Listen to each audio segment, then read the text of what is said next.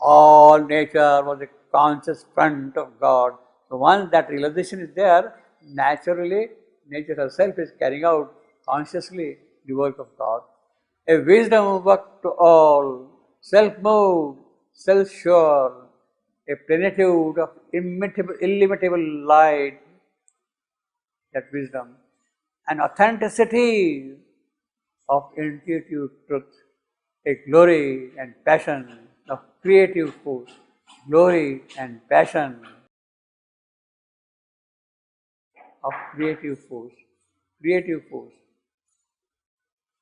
See the executive, see the Maya, Brahma. Creative force is Brahma's Maya. See the glory and passion of creative force. So nature was a conscious front of God because glory and passion of creative force. Infallible, leaping from eternity, the moments thought inspired a passing act. A word, a laughter sprang from silence's breast. A rhythm, a beauty in a calm of spirit. See what poetry is, the whole thing everywhere, see this sentence again and again is so powerful, full of metaphysics. Now, had only this sentence been given to us without the remaining background and all that, it would have been impossible for us to understand. What I am trying to say is that when you read the Rig Veda, the slokas, they simply put one sentence. Upanishad, they will put only one verse. This world is all He, I am He. Now, behind that utterance, there is so much substance in it which is not expressed there. So, had only this been put there, it would have become an Upanishadic statement. In other words, we will have to supply all the background required to understand, to appreciate this statement. So when you read the Upanishad or when you read the Gita, when you read the Veda, each sentence, there is that whole background. Now, those people did not elaborate those backgrounds. When the Upanishadic Rishi is writing a verse or the Vedic Rishi is writing a verse, he is not elaborating that whole background because that background is taken to be a part of knowledge of the entire race. He assumed that you all know these things. He assumed that you all know. Therefore, I am making this statement. So, in the background of the knowledge of the race, you have to read the whole thing. Now, Sri Aurobindo here, for the modern mind, takes care that this is not really yet a part of the knowledge of the race. In order to become in the knowledge of the race, read the whole of Savitri and then only concentrate on this. If I quote only this particular sentence, people will not be able to understand it all. I will have to write a big thesis. I will have to write the whole life divine to explain it. All nature was infallible, leaping eternity. All turns out. Infallible, leaping from eternity. The moment's thought inspired the passing act. A word, a laughter sprang from silence's breath. Word, a laughter sprang. So you see, that word is not just an expression, dry word. It is also laughter, full of life, full of joy. Sprang from silence's breast. A rhythm, a beauty in the calm of space. You can hear the rhythm of the sea, perceive the rhythm of beauty only when there is the calm. When you are noisy, when you are confused, you can't really see the beauty also. The rhythm, the beauty in the calm of space. And knowledge in the fathomless heart of time. all turn to all without reserves or recoil. So nobody is turning back, you see, obviously. See, now you don't always greet everybody very happily. There are persons from whom you recoil. There are persons with whom you go and enthusiastically receive him and all that. But here, that question doesn't arise because you are seeing the inner, the soul quality of each one, that identity. All turn to all without reserves recoil. A single ecstasy without a break. Love was a close and thrilled identity in the throbbing heart of all that luminous life. A universal vision that unites, a sympathy of nerves replying to nerves, hearing that listen to thoughts inner sound, hearing that listen to the thoughts inner sound. Suddenly the line is different, you see. Hearing that listen to thoughts inner sound. Don't you feel the difference in time? A sympathy of nerve replying to nerve, a universal vision that unites, a sympathy of nerve replying to nerve, hearing that listen to thoughts in the sound. Suddenly the rhythm is different altogether, it has become elevated poetry. Hearing, tactile, strong, short, that listens to thoughts in the sound. Very powerful line. Hearing that listen to thoughts inner sound. Thoughts inner sound, it is those which are heard. It is that kind of a hearing. And follow the rhythmic meaning to the heart. A touch. See, this line is definitely different in the whole sentence. A universal vision that unites. A sympathy of nerve replying to nerve. Hearing that listen to thoughts inner sound. And follow the rhythmic meaning to the heart. A touch that needs not hand to feel to climb, but there the native beings of consciousness and heighten the intimacy of soul with soul. You can see the difference between this line and the other lines, you know. The other lines are kind of narrative lines. They are describing certain features. They are describing certain details. This line, hearing that listen to thoughts inner sound, it doesn't describe, it reveals. It throws expanse open. It is kind of a mantric line. Mantric line in this sense. Narrative line, descriptive lines, and the revelatory line, you can see the difference between these two. This is a very unique line.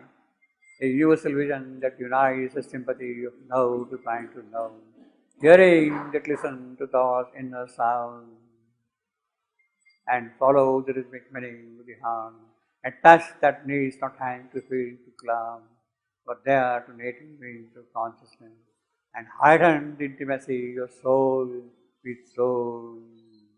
A grand orchestra of spiritual power, a rhapsody of soul interchange, harmonize a oneness deep, immeasurable.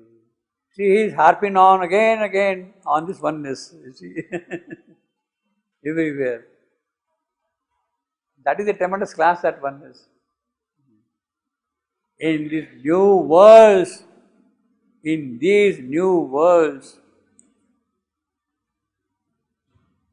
which are now here projected, he became Ashwapati. So this is the description of the new world and its characters and all that thing. Now what are the consequences as far as this particular seeker is concerned? He became, Ashwapati became a portion of the universal gaze, a station of the all inhabiting light, a ripple and a single sea of peace. His mind answered to countless communing minds. His words were syllables of the cosmos' speech. His life is filled as a vast cosmic stir. Well, now what kind of a thing is happening in him? He felt the footsteps of million wills moving in unison to a single goal. That is the power now of that oneness. That is the power of that oneness. He felt the footsteps of a million wills. Each will is an independent will, but it has a divine quality. Each will has its own divine quality. A stream, ever newborn. See, in this new verse projected, he became a portion of the universal game, a ripple on a single sea of peace, a ripple on a single sea of peace. Now, all this is because oneness. One, not only oneness, see, he has not forgotten with which he started this whole section. Then suddenly there came a downward look, exploring. These are the explorations. These are the explorations, you see. Then suddenly there came a downward look, as if a sea exploring its own depths. So these are the depths it is exploring now, on the basis of living oneness. On the basis of this living oneness. So there is that kind of a solid concreteness, unity of vision and expression. Each one is connected in a certain sense, you see. A portion of the universal gaze, a station of the all-inhabiting light, a ripple on a single sea of peace. A sea, you see, again he is repeating the image sea. Single sea. His mind answered to countless communing minds. His words were syllables to the cosmos stream. His life a field for the vast cosmic stern. He felt the footsteps of a million wills. That is the oneness. Because of his march, you see. So, each one has an aspiration. But that aspiration is weak, it does not go. He is able to carry them, he feels that he is pushing them. A word is desire, so that thing is there. Million wills. Moving in unison to a single goal. A stream, ever newborn, that never dies. A stream, ever newborn, that never dies. This is an echo of Heraclitus, the Greek philosopher. You cannot step into the same river twice. You can't step in the same river twice. You have stepped, that water has gone away. When you step, it is another water now. You see, you cannot live in the past. You are moving forward constantly. You cannot leave the previous moment at all. You see. That is Heraclitus. You cannot step in the same river twice. A stream, ever newborn. See, it's able to use all those echoes. That is the richness of Savitri, encyclopedic knowledge of the poet.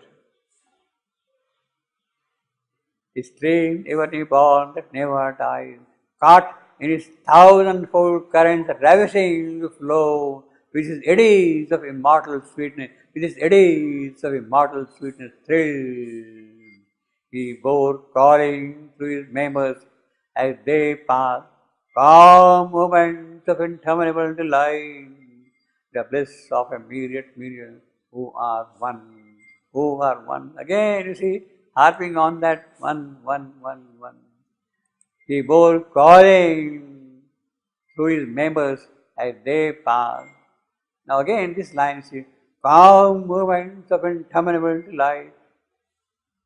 His poetic quality is of a different type. Very beautiful, very powerful poetry. Overhead poetry. Calm moments of interminable delight. You can see the difference. A stream ever newborn that never dies. See, it's all right. It's a very good statement, very metaphysical statement. But the spiritual, the occult contents, the elevating content are in this line. Calm moments of interminable delight. The power in the line comes because of this. See, polysyllabic words, movement, interminable delight, pact, polysyllabic, calm, movement, interminable delight. And see the repetition of M, movement, interminable, the alliteration of M, of L, delight, interminable, calm. You give a different force to the line also, see.